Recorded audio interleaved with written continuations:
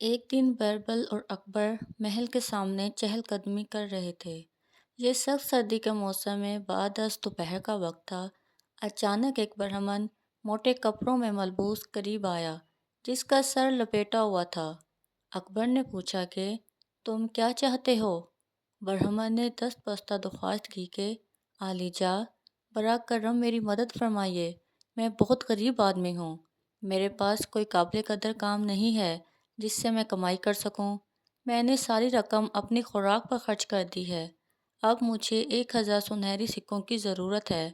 اپنی بیٹی کی شادی کے لیے ہم کچھ زیورات خریدنا چاہتے ہیں۔ علاوہ ازیں زیورات، کپڑے اور برتن اپنی اکلوتی بیٹی کو دینا چاہتے ہیں۔ ہم نے چند لوگوں کو اپنے گھر میں کھانے پر بھی بلانا ہے، اس لیے ہم نے تیل، آٹا، سبزیاں اور مسالے وغیرہ بھی خریدنے ہیں۔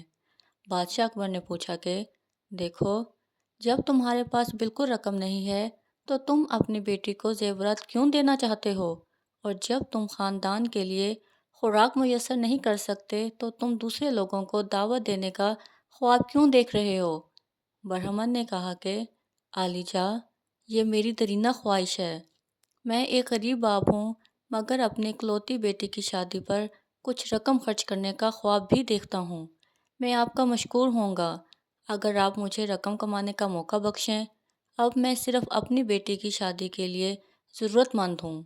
بادشاہ اکبر نے کہا کہ اچھا، میں آپ کو 1000 سنہری سکے کمانے کا موقع دیتا ہوں۔ تم جاؤ اور اس باغ کی جھیل میں ٹھنڈے پانی میں کھڑے ہو جاؤ۔ کل سورج نکلنے پر پانی سے باہر آؤ گے۔ بیربل پریشان ہو گیا۔ اس نے برا محسوس کیا کہ شہنشاہ غریب برہمن پر ذرا زیادہ سخت ہو گیا۔ وہ ٹھنڈے پانی میں ساری رات نہیں کھڑا ہو سکے گا اور یقیناً وہ مر جائے گا۔ مگر اب برہمن خوش نظر آ رہا تھا۔ وہ محافظوں کے ساتھ جھیل پر گیا اور ٹھنڈے پانی میں داخل ہو گیا۔ محافظ نے بیربل سے کہا کہ جناب، سخت سردی میں برہمن مر جائے گا۔ بیربل نے کہا کہ میں نہیں جانتا، شاید وہ اپنے ارادے میں مضبوط ہوگا، مگر اس کی کامیابی کے مواقع بہت کم ہیں۔ لیکن اگلے روز تمام کی خوشیاں دوبالا تھیں کہ برہمن زندہ تھا اور مسکرا رہا تھا۔ سورج طلوع ہو چکا تھا۔ برہمن کامیاب اور فاتح جھیل کے ٹھنڈے پانی سے باہر آیا۔ شہنشاہ نے پوچھا کہ تم نے کیسے ناممکن کام کو ممکن بنایا؟ یہ مشکل کام تھا۔ تم نے بڑا کارنامہ کیا ہے۔ مجھے یقین نہیں آ رہا، کیا تم اس بھید کی وضاحت کر سکتے ہو؟ برہمن نے کہا کہ عالی جاں، اس میں کوئی راز کی بات نہیں، صرف کامیابی حاصل کرنے کا عزم تھا۔ میں نے کامیابی حاصل کرنے کا عزم کر لیا تھا۔ اکبر نے پوچھا کہ تم نے ٹھنڈے پانی میں کیسے رات بسر کی؟ برہمن نے کہا کہ میں محل کی روشنائیوں کو دیکھتا رہا۔ اکبر نے کہا کہ تم نے ضرور حرارت محل کی روشنائیوں سے حاصل کی اور ٹھنڈے پانی کی سردی کو محسوس نہ کیا اور بڑے آرام سے رات بسر کر لی۔ اچھا، اس حالت میں تجھے انعام نہیں دے سکتا۔ تم اپنے گھر چلے جاؤ۔ برہمن کو یہ سن کر بڑا صدمہ پہنچا اور مایوسی سے یہ سوچتے ہوئے چل پڑا کہ اکبر صرف بہانہ تلاش کرنا چاہتا تھا۔ یہ اس کی طرف سے بڑی زیادتی تھی کہ برہمن کو اس کے وعدے کے مطابق رقم ادا نہ کرنا۔ اکبر نے اپنا منہ پھیرا اور محل کی طرف چل پڑا۔ محافظوں نے بے یار و مددگار ایک دوسرے کو دیکھا۔ بیربل اس کے پیچھے گھر گیا، برہمن کے بارے میں گہری سوچ میں ڈوبا ہوا تھا۔ اگلے روز بیربل شہنشاہ کے پاس گیا اور کہا کہ میں نے اب کھچڑی بنانا سیکھا ہے۔ کل میری رہائش گاہ پر آئیں اور میری اسپیشل کھچڑی کھائیں، آپ کو دعوت ہے۔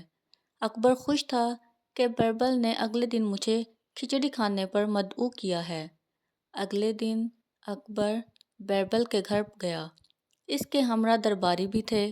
بیربل نے پھول پیش کرتے ہوئے ان کا استقبال کیا، جبکہ اس کے نوکروں نے عطر چھڑک کر استقبال کیا۔ ان کو ایک بڑے ہال میں، جس کو نرم گدیوں اور قالینوں سے سجایا گیا تھا، لے جایا گیا۔ نوکروں کے ہاتھ میں بڑے بڑے پنکھے دیے گئے۔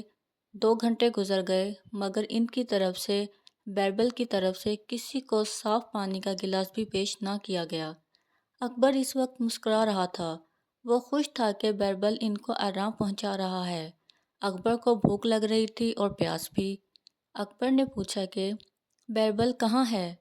نوکروں نے جواب دیا کہ باہر باغ میں۔ اکبر نے کہا کہ جب میں نے 1 گھنٹہ پہلے پوچھا تو تم نے یہی جواب دیا۔ وہ باغ میں کیا کر رہا ہے؟ نوکر نے عرض کی کہ عالی جا معاف فرمائیے، وہ وہاں کھچڑی پکانے میں مصروف ہے۔ اکبر ناراض ہو گیا اور اٹھ کھڑا ہوا، نوکروں پر بڑبڑاتا ہوا۔ نوکر نے کہا کہ عالی جا ہمیں معاف فرمائیں، ہم نے آپ کو سچ بتایا ہے، یہ حقیقت ہے کہ وہ باغ میں کھچڑی پکانے میں مصروف ہے۔ اکبر نے حکم دیا کہ ہمیں وہاں لے چلو۔ نوکر شہنشاہ اور درباریوں کو بیربل کے باغ میں لے گئے۔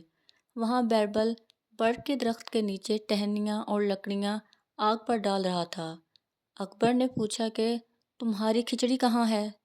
بیربل کھڑا ہو گیا اور آرام سے اپنی انگلی سے درخت کی طرف اشارہ کیا کہ درخت کے اوپر ایک بڑا برتن لٹک رہا تھا، لمبے پام درخت کے اوپر۔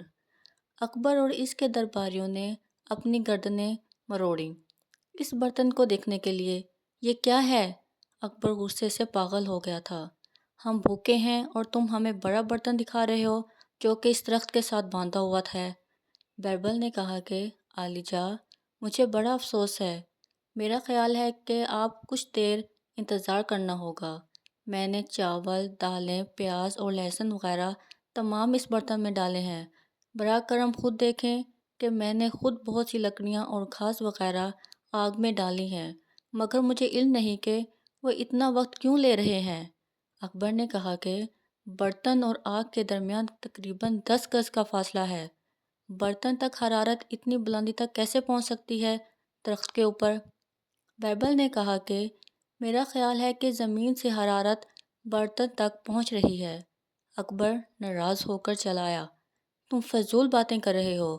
بیربل نے کہا کہ عالی جا معاف فرمائیے، اگر غریب برہمن ٹھنڈے پانی میں کھڑا محل کی روشنائیوں سے گرمائش حاصل کر سکتا ہے جو کہ 100 گز کے فاصلے پر جل رہے تھے، تو یہ برتن حرارت حاصل کر سکتا ہے 10 گز کے فاصلے پر جلتے ہوئے۔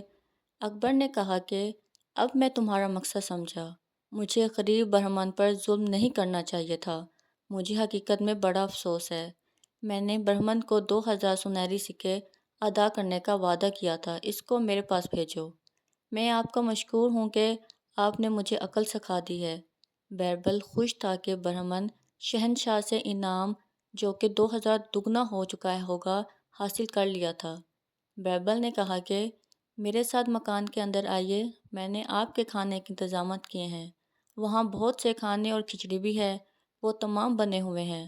اکبر بیربل کے پیچھے مکان میں داخل ہوئے اور انہوں نے سیر ہو کر کھانا کھایا۔